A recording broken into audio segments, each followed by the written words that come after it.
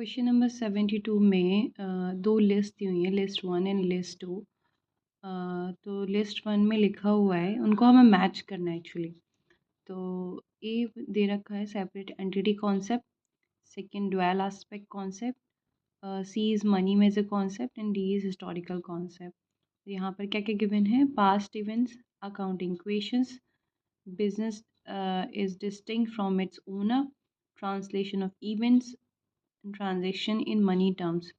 तो अगर हम सेपरेट एंटिटी कॉन्सेप्ट देखें तो वो किस में जाना चाहिए आपका? काउंटिंग इक्वेशन में business is distinct from it. देखो, सेपरेट एंटिटी क्या होता है अकाउंटिंग में? ये होता है कि जो ओनर होगा और बिजनेस होगा वो दोनों ही अलग अलग है ना। तो ये वाला आंसर सही है ना, business is distinct from its owner. तो ये ए का थर्ड हो गया। ड्वेल एस्पेक्ट कॉन्सेप्ट में क्या कहता है कि अकाउंटिंग इक्वेशन आएगी इसमें, क्योंकि जैसे कि हमें पता है कि एसेट्स इज इक्वल्स टू क्या होता है, लायबिलिटीज प्लस इक्विटी होती है। अगर कोई भी चीज़ डेबिट होगी ना तो उसके क्रेडिट भी होगा। अगर हमें कोई कैश रिसीव होता है ना तो उससे आपकी जो बिजनेस है उसकी लायबिलिटीज़ भी बढ़ेगी, है ना।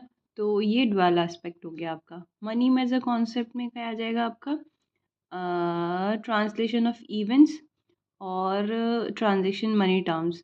मतलब जितना भी आप जो भी होगा, जो भी ट्रांजेक्शन होगी तो उसको आप मनी टर्म में मतलब रिकॉर्ड करते हैं। आप ये नहीं देखते कि एम्प्लॉयज़ का मॉरल बढ़ा या उसको कुछ सेटिस्फेक्शन मिला, आप उसको नहीं रिकॉर्ड करते हो, आप सिर्फ ट्रांजेक्शन को रिकॉर्ड करते हो इन मनी टर्म्स में। ठीक है। लाइक अगर कोई एसेट 10,000 का है तो आप उसे 10,000 लिखकर डेबिट एंड क्रेडिट करते हैं। ठीक है, ये मनी मेजर कॉन्सेप्ट हो गया। अब हिस्टोरिकल कॉन्सेप्ट, हिस्टोरिकल कॉन्सेप्ट में आप सारे पास्ट इवेंट्स की बात करते हो। तो ये क्या हो गया? तो कौन सा वाला आंसर आपका करेक्ट है? सी वाला सही है।